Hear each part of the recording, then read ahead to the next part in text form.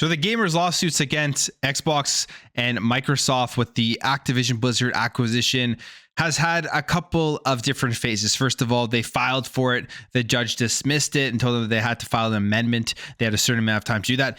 They filed that amendment. And in that amendment, we have found out some pretty interesting information about Xbox, specifically a franchise sequel that apparently has been in a 10-year development cycle, and then some sort of information detailing something bad from May 2022, potentially in regards to Redfall and Starfield. So we have a tweet here from Steven Totillo, and it says, most intriguing redactions from last week's amended complaint in the gamer lawsuit against the Microsoft Activision deal.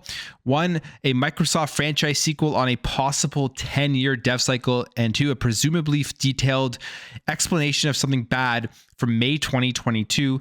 Could that be a Redfall or Starfield delay? As we know, obviously, both of those games did get delayed. We have Starfield coming out in September now, and then Redfall is coming out at the beginning of May. So it could easily be that. But here is the parts of the gamers lawsuit where it says this stuff. It says 78 Halo Infinite, a recent title for Microsoft's first party Halo franchise, was in production, then redacted, and cost almost redacted $1 million to develop and bring to market.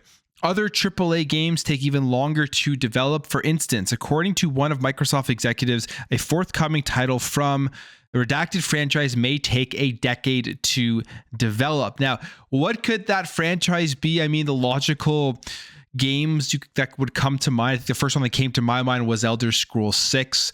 That one probably could be a 10-year life cycle to develop. I mean, Starfield took an extremely long time. We haven't had a new Elder Scrolls game since Skyrim in 2011, so we're on to 12 years right now, and I'm sure they probably started thinking about the development of Elder Scrolls 6 a couple years after the release of Skyrim, and by the time it does come out, I'm thinking maybe 2026, 2027, who knows, right?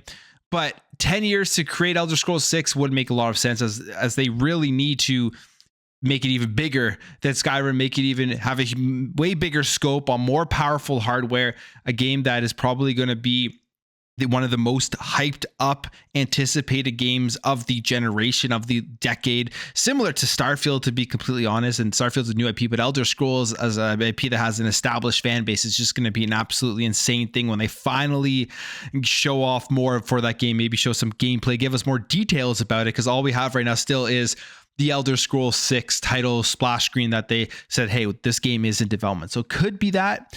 If we go down into the comments, see other things that other people are saying. This person says Elder Scrolls. What else we got here? Gears of War franchise, maybe a Gears of War. Who knows when the next Gears of War is coming out? Elder Scrolls to fill in the gap. In 2018, the game was in pre-production, still going on. So I guess a 2028 date is possible. That would fit in the 10 years of development that the document says. Fable, that could be another one too. Because, I mean, we got the announcement for Fable, but we don't know really when that game is going to be coming out. I'm hoping for Fable that this year's June showcase that they show something for that game. Fable and Avowed are two games I really want to see at the June showcase, but we may not. But from everything we've also heard about Fable so far, when Phil Spencer has been in interviews, he's pretty much been saying that the game looks good and he's excited about it. So unless he's just making that up, I don't see why he would go out on a limb to even bring it up and talk positively if there wasn't anything there yet, because that's just going to end up looking very bad. You know, people are going to take those quotes and throw it back at Xbox if we don't see anything from Fable soon. Even Matt Booty said that the game, what he's seen so far from Playground Games, is really good. So we will see what happens if they do show off Fable at the June event. Fingers crossed that they will. But I think a lot of the consensus down here is that it is Elder Scrolls 6. So we don't know, but there is a game Microsoft is working on that's going to take a decade to develop, and they definitely have the IPs that would take that long. But if you take a decade to develop a game, it better come out polished and it better come out good. And it better be 60 frames per second. Now, the next thing they say here is on number 79. Access to AAA content is crucial for Microsoft, and the company strives to ensure that new AAA content is available on its console and subscription services on a regular basis. Failure to have access to new AAA content has dire consequences. And they say in May 2022, something bad happened, obviously, right? We don't know what that could be, but they are referencing the fact that new AAA content being available on console subscription on a regular basis and not having access to that AAA content has some sort of consequence. And whether that's delays, whether that's games failing, maybe no sequels are able to be made. Maybe they don't make enough money. Maybe it becomes a monopolistic situation. That's probably stuff that they're referring to. They would come up with anything, as obviously they're suing Microsoft. They're trying to win a case here, which seemingly seems kind of a waste of money. They probably have no chance winning, especially if all of the regulatory bodies do pass this deal. I don't see how they would even have any sort of case. And I mean, this next upcoming week is going to be huge. Next week is going to be so much news coming out because we're going to be getting those decisions from the CMA. And that's going to have huge effects, I think, across all the other regulatory bodies on what they decide to do. We know the EU has until May 22nd to make their decision. So they'll probably see what the CMA does and potentially come to a decision earlier than May 22nd. And then the FTC, with all the stuff going on with the FTC, with Lina Khan being scrutinized here, even asked why they're trying to protect Sony.